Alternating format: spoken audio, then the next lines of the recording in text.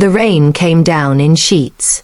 It hammered the asphalt, flooded the gutters, and turned the amber glow of the streetlights into blurry halos that barely reached the ground. The city was alive with the distant sound of traffic, the occasional honk of a horn, the muffled bass of music bleeding from a bar 2 blocks over. But in the narrow alley between Carver Street and Fifth Avenue, there was only the rain, the dark, and the sound of a man gasping for air. Marcus Hale hit the ground for the second time in 30 seconds. His left knee caught a broken bottle. His palm slid through something wet and unidentifiable. His ribs screamed from the kick he had absorbed moments before, a kick delivered with such casual cruelty that the man who threw it didn't even raise his voice while doing it. Marcus tried to push himself upright. A boot came down hard on his wrist. "Stay down," said the man above him. His voice was flat, professional. He wasn't doing this for fun. He was doing this because someone was paying him to do it. Marcus Hale, 52 years old, founder and CEO of Hale Global Enterprises, a man whose face appeared on the cover of Forbes 3 times in the last decade, whose net worth hovered around $9 billion, whose name was synonymous with the word untouchable in every boardroom from New York to Singapore. That man was lying face down in an alley in the rain with a boot on his wrist and blood beginning to seep from a cut above his eyebrow. 3 of them had come out of nowhere. Or maybe they had been waiting. That was the part that scared him most. He had been walking for less than 4 minutes. He had left the Hale Foundation's annual gala early, declined his security detail for the 100th time this year, told his assistant he needed air, and decided to cut through the alley as a shortcut to where his car was parked. It was a decision he had made a dozen times before. The alley was 300 feet long. He had walked it in daylight, in the evening, even once at midnight after a late dinner with a senator. Nothing had ever happened. Tonight was different. He had known it, somewhere deep and wordless, before he even turned the corner.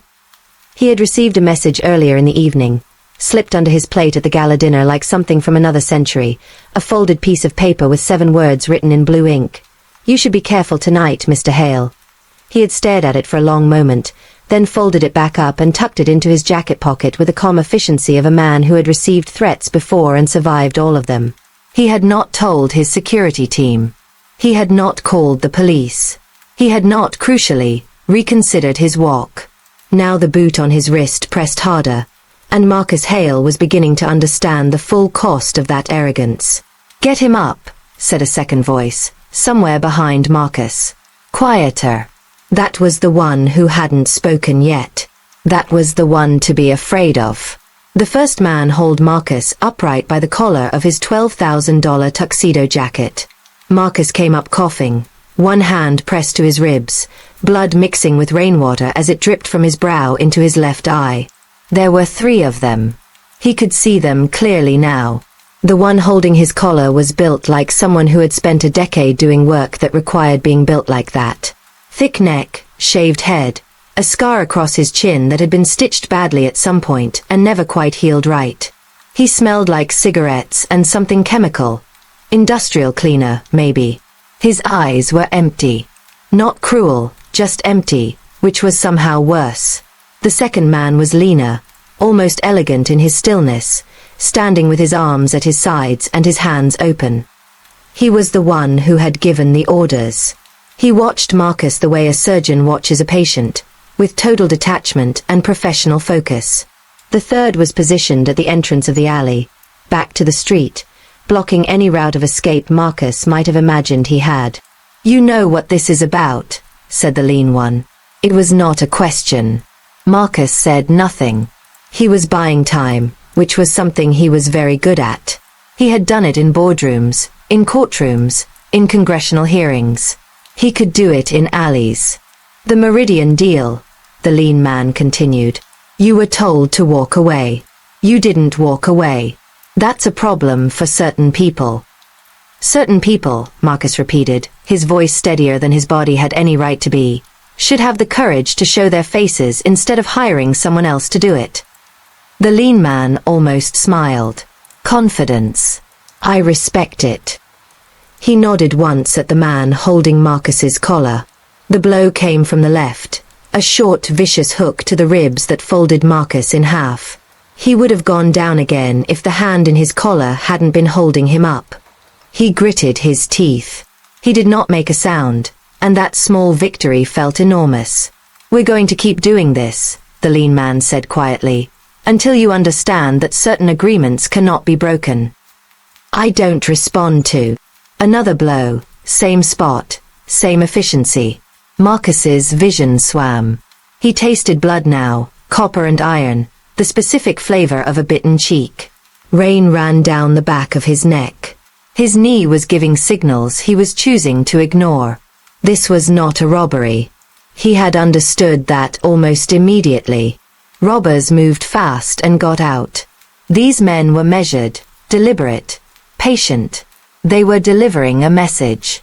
The question was whether the message ended with him walking out of the alley or being carried out of it. He was beginning to suspect the latter. "Last chance," the lean man said. He reached into his jacket and produced something that caught the light. A slim blade, more tool than weapon, the kind of thing designed to make a point without necessarily ending a life. "Say the words. Say you're stepping back from Meridian." Marcus looked at the blade. He looked at the lean man. He said nothing. Because there was nothing left to say, and because somewhere, in some compartment of himself that hadn't yet gone numb with pain and cold and animal fear, Marcus Hale still believed that giving in was the one thing he absolutely could not do. The lean man took a step forward. And then a voice cut through the rain like a knife through silk. "That's enough." Everyone stopped. The voice was young. Female. Completely calm in the way that only two kinds of people were ever completely calm. People who had never experienced real danger, and people who had experienced so much of it that it no longer registered. Given the circumstances, the lean man assessed immediately, this was probably the first kind. A girl who didn't know what she was walking into. He turned. She was standing at the far end of the alley, barely visible in the dark. A teenage girl, maybe 17, maybe 18, dark-skinned, wearing a worn hoodie that was soaked through with rain. No umbrella. No phone in her hand. No visible sign of anyone behind her or beside her or anywhere nearby. She stood with her hands loose at her sides, her feet shoulder-width apart, and her eyes moving.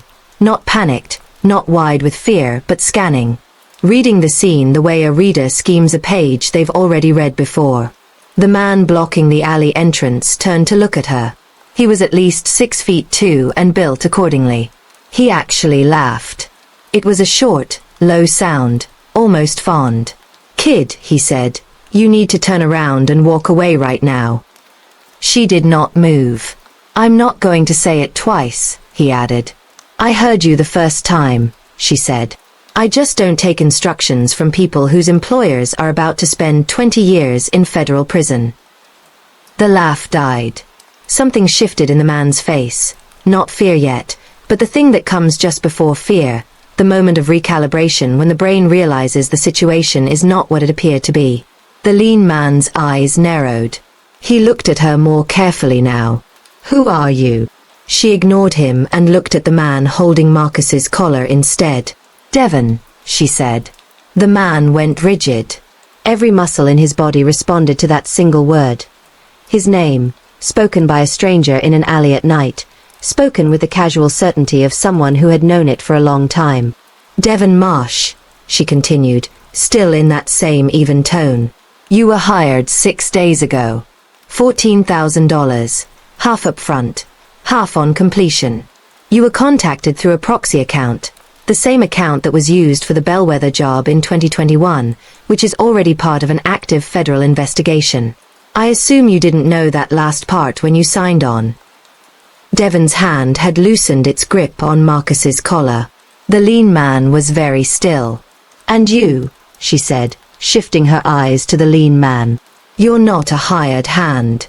You're the person who was supposed to be at the gala tonight, but left early. Seat 43, table 8, the Hale Foundation dinner. You sat 2 tables away from Mr. Hale, ate the salmon, ordered the Bordeaux, and then you left before the main address. Because you knew he would leave early too, and you knew exactly what shortcut he would take.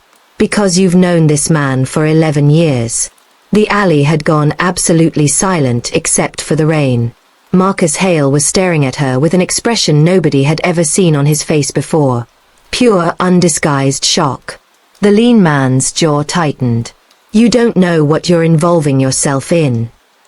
"I know exactly what I'm involving myself in," she said.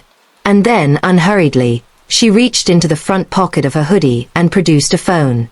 She held it up so that the lean man could see the screen clearly, even across the distance between them. "This has been recording since before you hit him the first time. But that's not the interesting part." She paused. "The interesting part is where the live feed is going." Nobody spoke.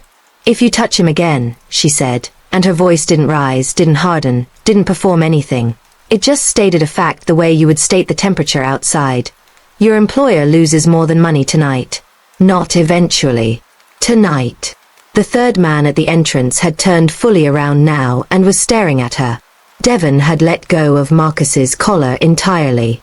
Marcus stood alone in the rain, bleeding, one hand pressed to his ribs, watching a teenage girl dismantle three professionals with nothing but information and nerve. The lean man looked at her for a long time. Then he looked at Devon. Then he looked at the phone in her hand, and at whatever conviction lived behind her eyes. And he made the calculation that people in his profession learned to make quickly, whether the job was still worth the cost. He slid the blade back into his jacket. "Walk," he said, not to Marcus, not to her.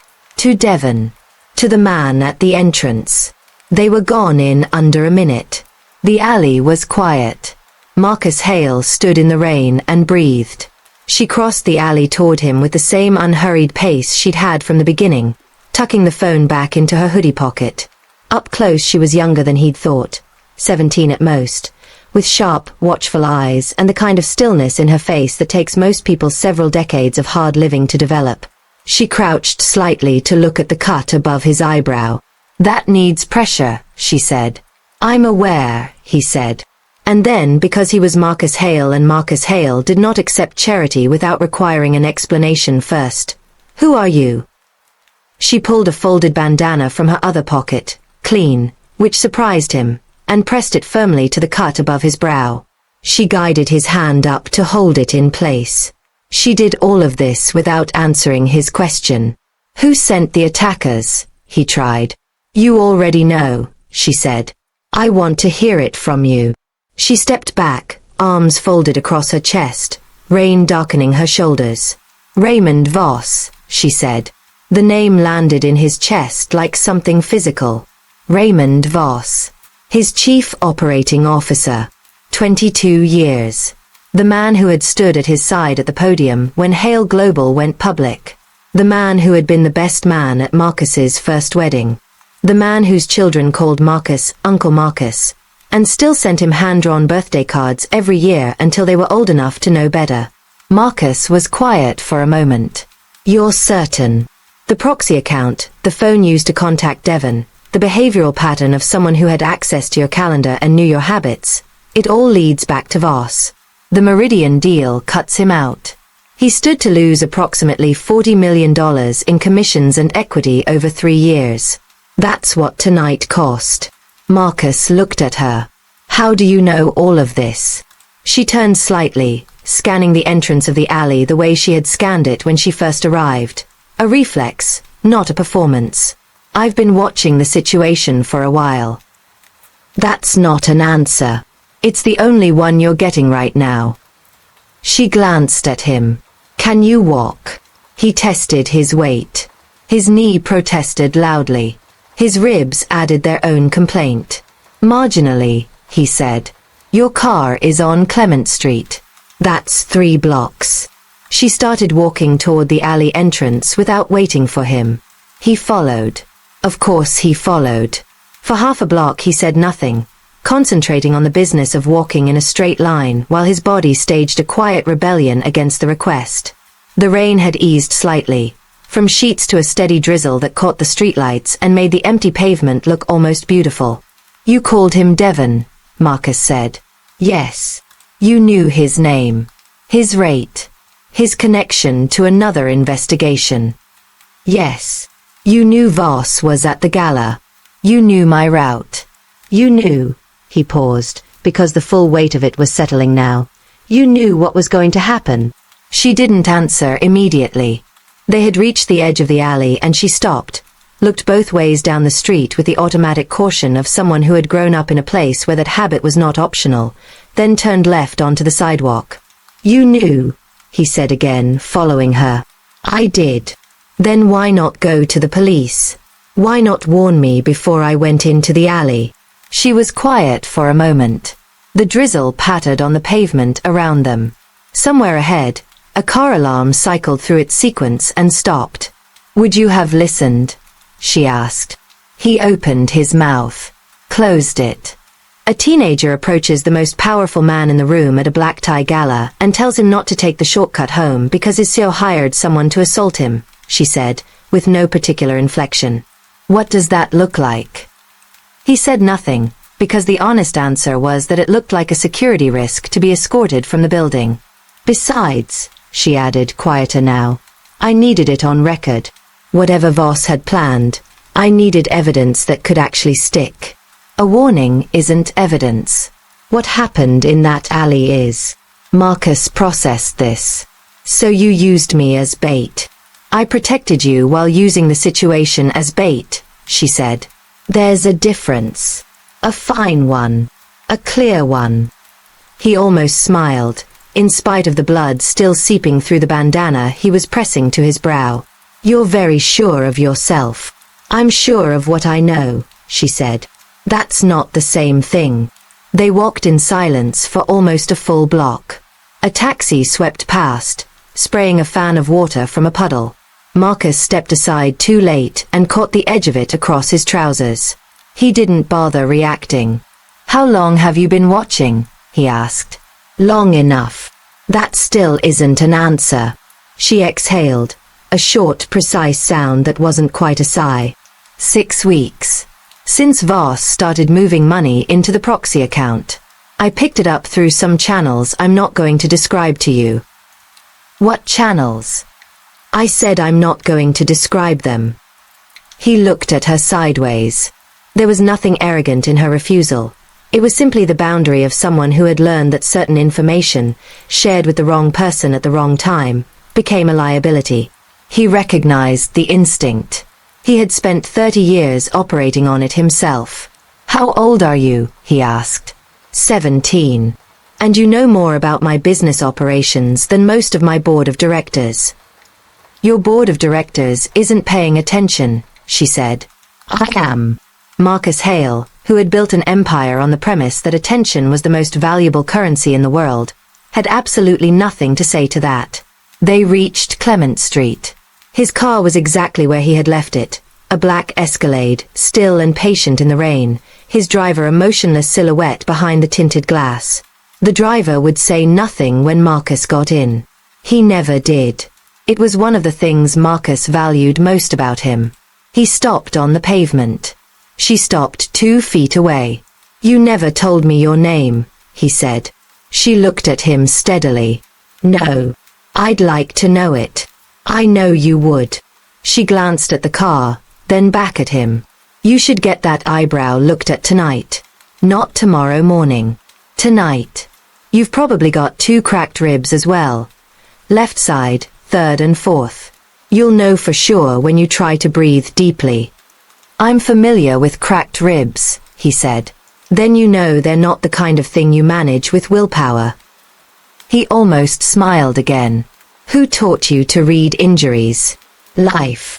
She said it without bitterness, which somehow made it more brutal than bitterness would have been. It was just a fact, plain and flat and finished. Marcus looked at her. Really looked at her, maybe for the first time since the alley. The worn hoodie. The shoes that had been resold at least once. The phone in her pocket, which was not a recent model. The composure of someone who had learned composure not as a skill but as a survival mechanism. The way certain plants grow toward whatever light is available. You shut down a building on Meridian Avenue, she said, and something in her voice shifted. Just slightly, barely perceptible, but he caught it because he was, despite everything, still Marcus Hale. 5 years ago. Converted it from residential to commercial. The tenants had 90 days to vacate. He was very still. One of those tenants was my grandmother, she continued. She'd lived there for 23 years. Had a lease she thought protected her. It didn't. None of theirs did. She paused. We couch-surfed for 8 months after that. Me, her, my younger brother. I missed most of my sophomore year. The rain fell between them. I don't expect you to remember it, she said. You made 63 acquisition decisions that year. I looked it up. Marcus said nothing. There was nothing to say that wouldn't be inadequate. He knew that the way you know certain things, not from the outside, but from somewhere internal and unavoidable. I'm not telling you that to make you feel guilty, she said. I'm telling you so you know I didn't help you tonight because I think you're a good person. Then why? He asked. And the question wasn't defensive. It was genuine. The question of a man who was, for perhaps the first time in a very long while, genuinely uncertain of something. She was quiet for a moment. The drizzle fell. A car moved slowly past on the wet street. Because someone should, she said at last. Even when the person doesn't deserve it. Especially then. She looked at him, and her eyes were absolutely clear. Because if the world only protects the people who deserve it, then the world only protects the people who already have enough to protect themselves. And I know what it looks like when that's not enough. Marcus Hale had stood in front of shareholders, senators, and judges. He had made speeches that moved rooms of 3,000 people. He had heard eloquence from lawyers who billed $1,000 an hour and philosophers who had spent lifetimes distilling thought into language. He had never been silenced by 17 words from a teenager in a wet hoodie on a rainy street. He cleared his throat. About Voss. The recording will reach the right places, she said. You don't need to do anything except not interfere.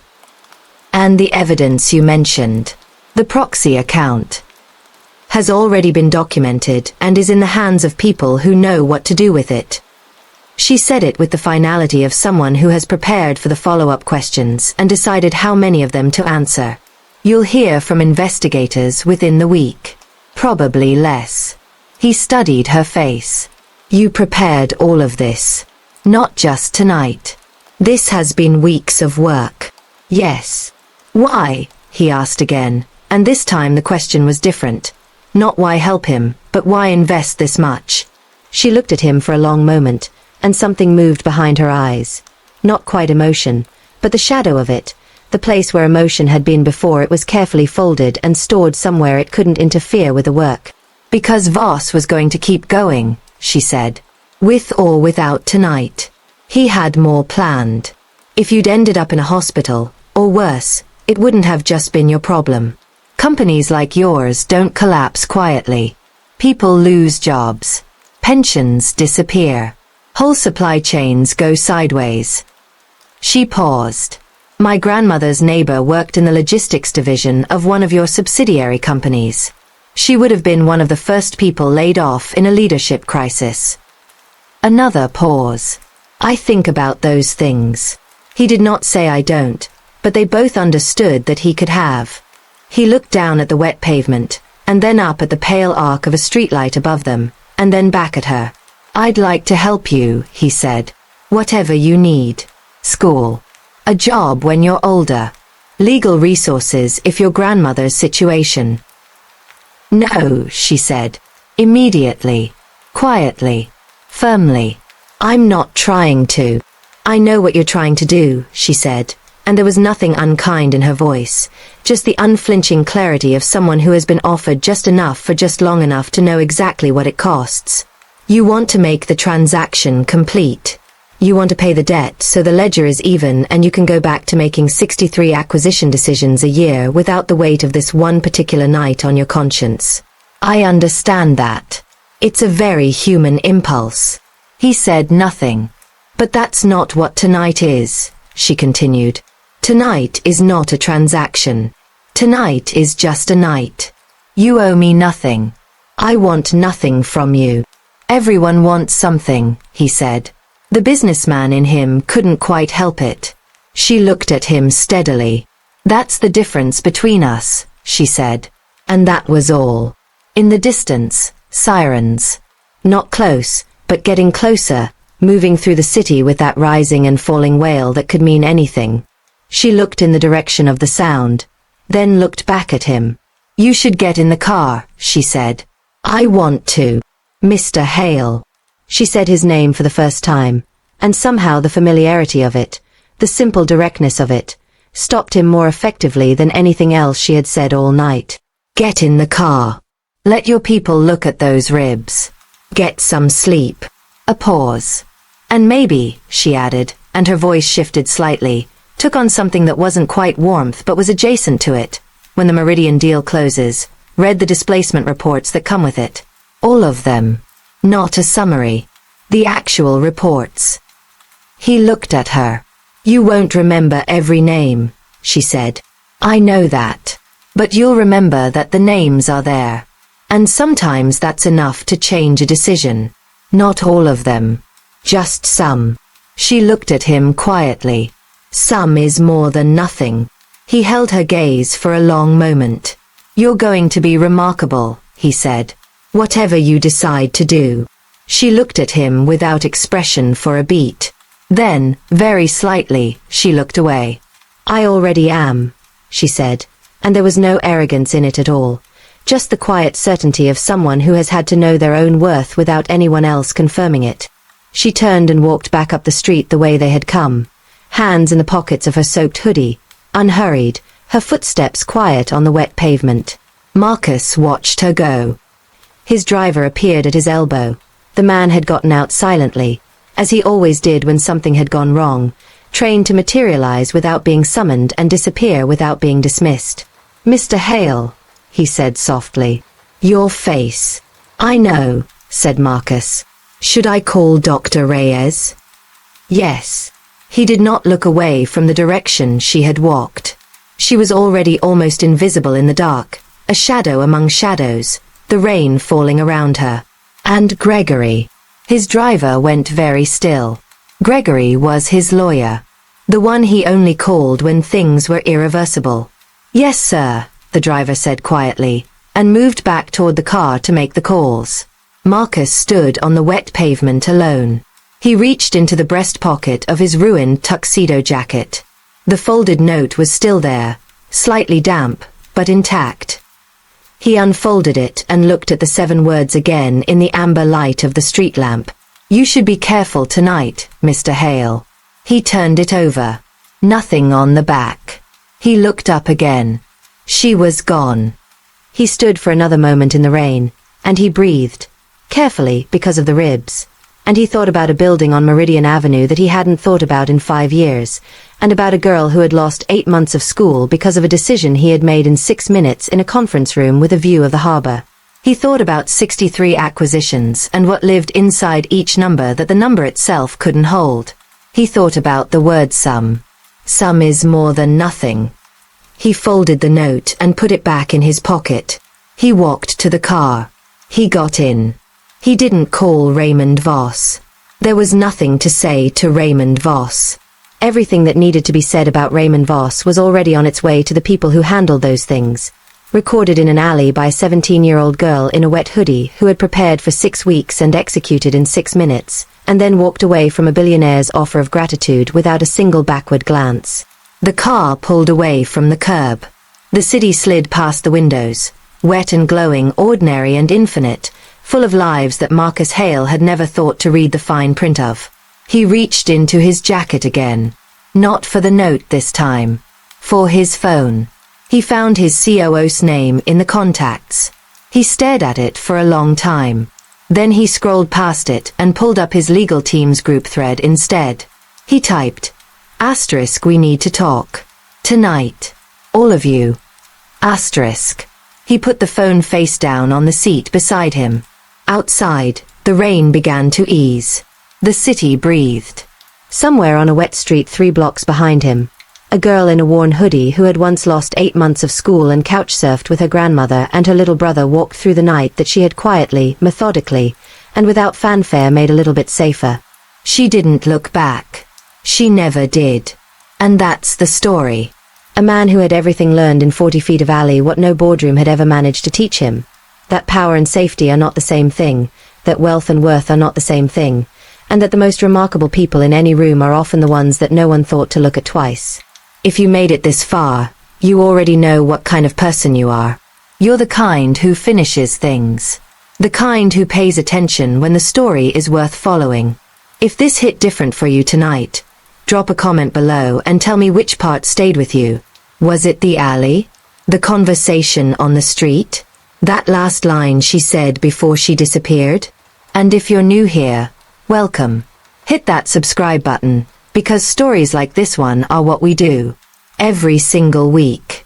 Hit the like button too, because it tells the algorithm that real storytelling still matters, and it does. We'll see you on the next one.